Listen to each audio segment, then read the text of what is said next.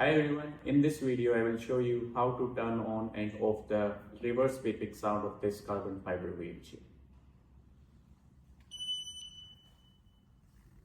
I've just turned on the wheelchair.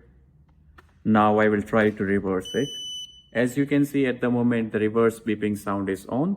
To turn it off, simply press the horn button and the decrease speed button together and hold it for a couple of seconds.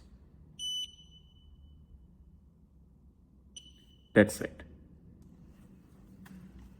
So first I will go forward and now reverse. As you can see, the reverse beeping sound is off now. Now I will show you how to turn it on again. Simply press the horn button and the increase speed button together, hold it for a couple of seconds. That's it.